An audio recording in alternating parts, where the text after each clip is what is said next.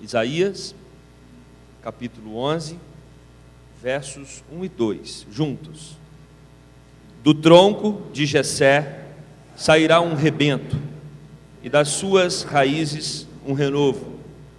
Repousará sobre ele o Espírito do Senhor, o Espírito de sabedoria e de entendimento, o Espírito de conselho e de fortaleza, o Espírito de conhecimento e de temor do Senhor. Amém. Oremos. Querido Deus, louvado seja o teu nome, engrandecido sempre seja o Senhor entre nós. E agora, quando a tua palavra, Deus, será exposta, clamamos pela orientação do teu Espírito, que tudo que for falado aqui, Deus, glorifique o teu nome, mas também encha os nossos corações, nos alimente. Nós precisamos, Deus, ouvir a tua voz, precisamos aprender mais de ti, para que assim possamos te servir com mais qualidade. Oramos no nome de Jesus. Amém. Essa festa do Natal não começou logo depois da ressurreição e ascensão de Cristo aos céus. A festa do Natal, ela começa somente em 354. As pessoas resolvem dar um dia ou separar um dia para comemorar o Natal. Natal é uma palavra que vem do latim, natalis, que significa ser posto no mundo.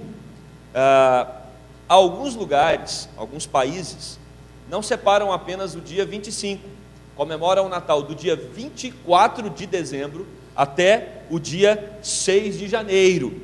Que bom se fosse assim, feriado todos esses dias seria uma maravilha, mas para nós, apenas o dia 25, sabemos todos que é uma data simbólica, muito provavelmente Jesus nasceu entre o mês de abril e maio, mas é importante essa data, para que nós separemos um tempo para refletir a respeito da vinda do Messias.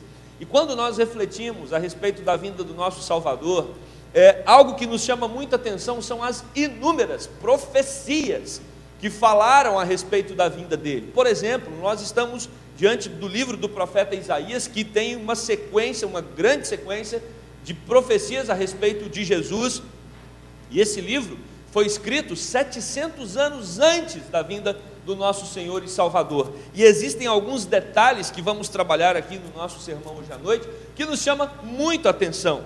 Esse é um texto que está falando a respeito daquele que virá para reinar, daquele que virá para ser governo, ser o governador universal. A ênfase desse livro de Isaías é apontar para Jesus como sendo o governador do universo. Especificamente o capítulo 11, ele vai falar a respeito da pessoa do Messias, do caráter do seu reino. Ele vai dizer sobre a retidão que o povo, do Senhor, o povo judeu e principalmente o Filho de Deus que virá, a retidão que ele terá, moral, ética.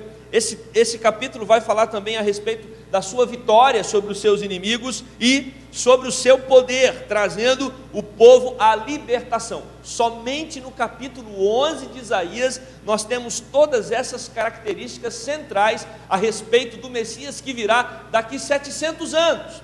Fantástico. O profeta já falou acerca de outros temas, até chegar no capítulo 11, sobre a pessoa de Jesus Cristo. Quando nós olhamos para esse texto, ele está inserido no momento de desespero do povo de Israel. O povo de Israel havia sido levado cativo, está sob o governo da Assíria, está sendo muito maltratado.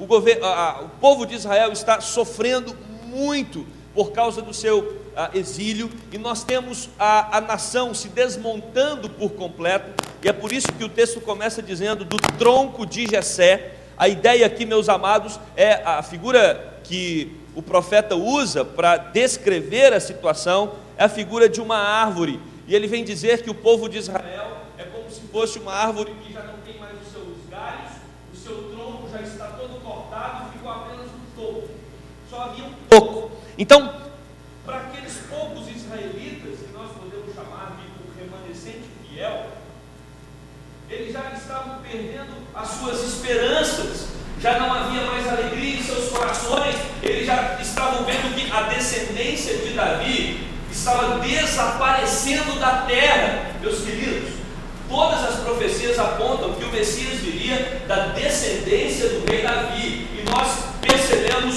uma fragmentação do povo, e já a esperança para que o Messias venha do reinado de Davi, do rei Davi, começa a desaparecer, e uma angústia profunda toma os corações daqueles que esperavam a vinda do Messias. E é exatamente aqui que nós temos o texto que lemos, versículos 1 e 2 do capítulo 11, quando Deus vai mostrar para aquele povo que ele pode ter esperança.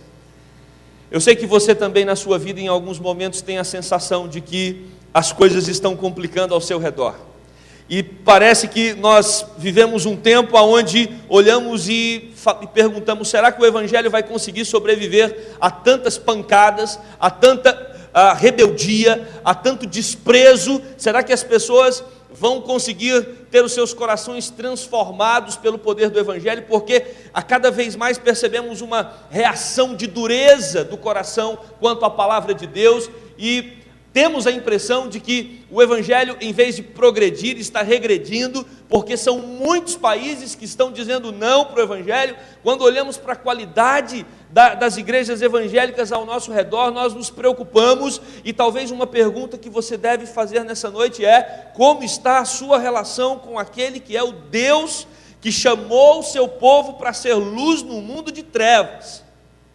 Porque Israel, que também foi chamado para ser luz no mundo de trevas, estava se esfalecendo, estava perdendo as suas forças. Mas é nessa hora que Deus intervém. Não perca as esperanças. Não perca as esperanças com o seu país. Não perca as esperanças com o mundo, porque o Evangelho deve ser pregado, deve ser anunciado, e nós sabemos que quem faz a transformação é o poder do Espírito Santo de Deus. Temos que cumprir apenas a nossa tarefa e a nossa missão, mas havia aqui uma angústia e um desespero. Por isso Deus quer apontar para a figura do Messias, porque quando você estiver angustiado e desesperado, aponte a sua vida para a figura de Jesus Cristo, porque o seu coração vai encher de esperança e de alegria. É isso que os profetas sempre fazem. Quando o povo de Israel está se distanciando do Senhor, os profetas convidam esse povo para que olhe para Jesus, olhe para a esperança, olhe para o Messias. Jesus já veio, já morreu numa cruz e ressuscitou, mas nós precisamos continuar tendo a esperança de que Ele voltará a segunda vez para nos levar, para que possamos assim viver com Ele por toda a eternidade. Esse texto é um texto que vai falar sobre o renovo, que se refere ao filho de uma virgem. Talvez você já leu várias vezes nos evangelhos que Jesus nasceu da Virgem Maria, mas nunca se perguntou qual é a profecia do Antigo Testamento que diz que o Messias deveria nascer de uma virgem. Por favor, gente, nenhum ser humano na história nasceu de uma virgem. Para que Jesus Cristo tenha nascido de Maria, uma virgem até aquele momento, isso precisava estar conectado a uma profecia. E uma das profecias que nós temos a respeito do nascimento de uma criança através de uma virgem está aqui no livro de Isaías, capítulo 7. Verso 14, convido você apenas para passar algumas páginas para trás, e você vai ter no capítulo 7, versículo 14.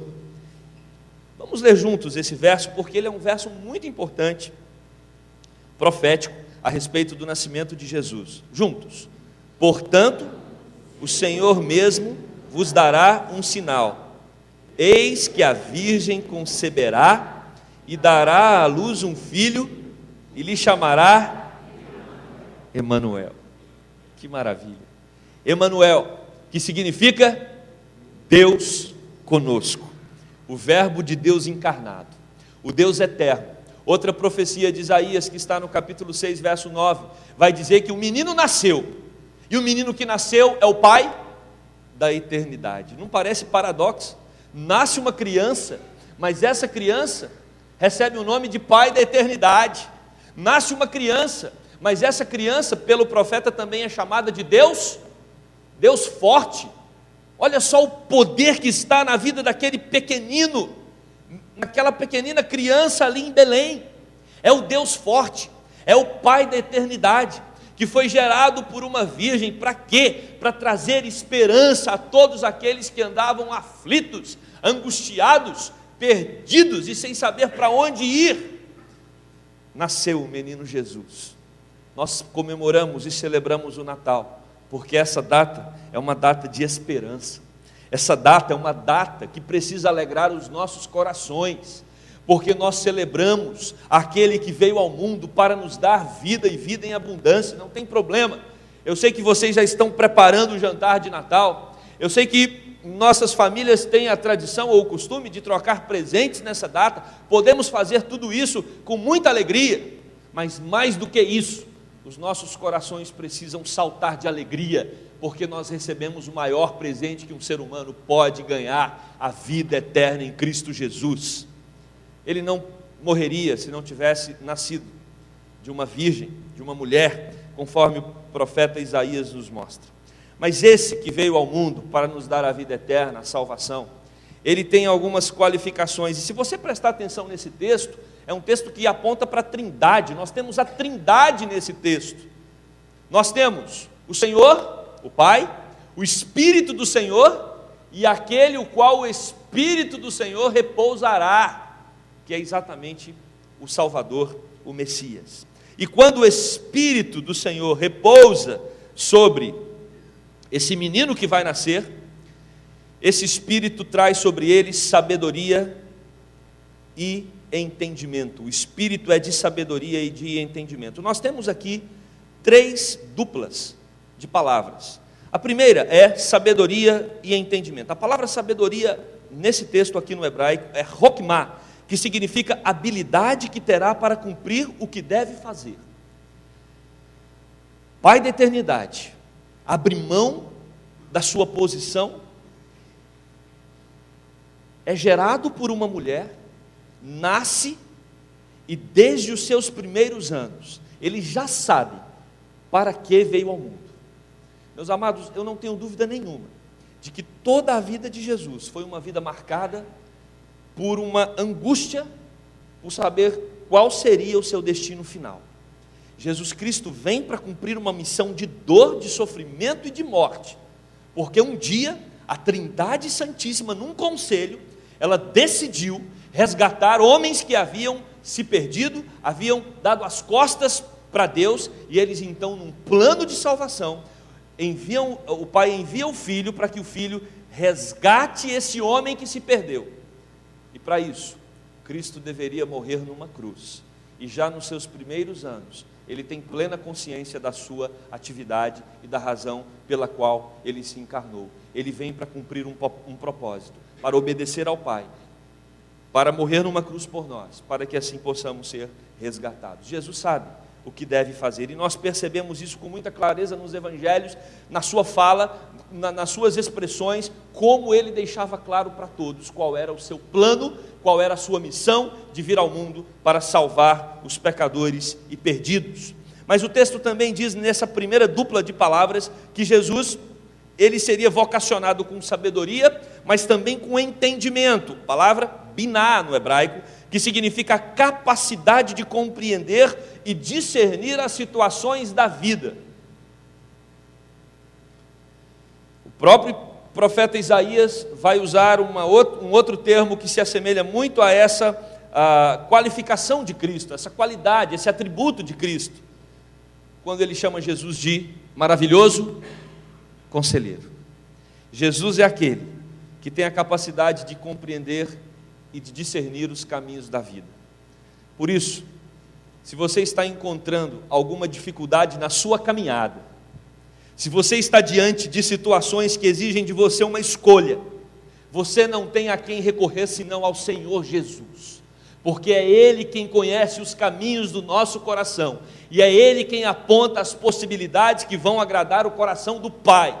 Por isso, tão importante é a vida de oração, porque é através da oração que nós buscamos o discernimento, a orientação do Senhor Jesus Cristo para caminharmos numa vida que glorifica ao nosso Senhor. Ore, interceda, busque no Senhor a orientação necessária para você e para a sua casa. Precisamos viver nesse mundo para a glória de Deus. Precisamos viver nesse mundo focados no Senhor Jesus Cristo, e isso só acontecerá quando nós entendermos que somente Ele pode discernir os caminhos para o nosso coração e para a nossa vida. A segunda dupla de palavras é conselho, uma estratégia que leva em conta um determinado plano deliberado. Presta atenção. Nós não somos adeptos da teoria do acaso. Nós não surgimos no mundo por uma circunstância e estamos aqui vivendo de modo atropelado, sem nenhum objetivo muito bem definido. A partir do momento que Cristo se torna Senhor, Salvador da sua vida, você agora tem uma missão para ser cumprida, você tem uma razão muito clara para existir, e você precisa procurar, no conselho do Senhor Jesus, viver de acordo com o plano que Ele designou para você. Todos nós fomos chamados para uma missão, todos nós fomos separados para cumprir os propósitos de Deus, e precisamos fazer isso buscando nele o conselho para a nossa própria vida. Ele é o nosso conselheiro, Ele é aquele que nos ajuda a entender quais os planos, quais as estratégias, quais os objetivos que Ele separou para a nossa caminhada. Mas o texto, nessa segunda dupla de palavras, diz que o Espírito vem trazer também sobre ele a palavra gebura, no hebraico, que significa fortaleza. O que também o profeta Isaías vai dizer, trabalhar como sendo Deus forte. O tempo em que Jesus passou aqui na terra, um dos seus objetivos era revelar ao mundo que Ele era o Messias. E para isso, Ele usou os recursos dos milagres. E os milagres atestavam o poder do nosso Senhor Jesus Cristo. Ele é capaz de transformar qualquer realidade. Ele é capaz de fazer coisas que nós jamais imaginamos.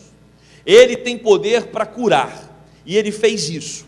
Ele tem poder para aquietar o mar, e os discípulos ficaram espantados diante dessa sua ação, porque havia uma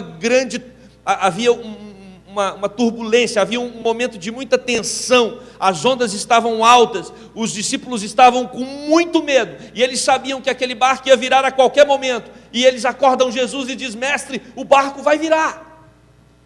E Jesus diz: aquieta-te, mar. E o mar se aquieta. E assombrados, os discípulos comentavam uns com os outros: quem é esse que até o mar lhes obedece? Eu pergunto para você nessa noite, se esse Jesus tem poder para acalmar o mar, será que Ele não tem poder para acalmar as turbulências do seu coração? Se você entrou aqui angustiado nessa noite, preocupado, ansioso, desesperado, a palavra para você é: acalma-te, porque você tem um Deus forte que veio ao mundo, se encarnou, revelou o amor dele por você naquela cruz. Saia daqui hoje sossegado, esse Deus cuida de você. Pastor, mas aonde está a prova do cuidado de Deus? Olhe para a cruz, olhe para o Cristo ensanguentado, ali Ele revelou o quanto Ele se importa com a sua vida. Deus te ama, e Ele não falou isso numa carta apenas. A Bíblia é uma grande carta sobre o amor de Deus, mas Ele falou isso com o sangue do seu Filho. Tranquilize o seu coração. Se Deus resolveu o maior problema, que é a morte, será que Ele não vai resolver os problemas menores que afligem a sua alma? Claro que vai. Por isso, deposite a sua confiança nele, porque Ele é fortaleza, Ele é homem de poder, Ele é herói de grande força. E a última dupla de palavras refere-se ao que motiva a pessoa competente. Ele é homem de conhecimento, da'at é a palavra, e de temor, e ira. Juntas essas palavras expressam devoção absoluta. Jesus Cristo, Ele vem para cumprir uma ordem do Pai. Jesus Cristo não vem para estabelecer um plano que era seu. Percebemos com muita clareza nos evangelhos que Ele se submete a um plano de amor do Pai.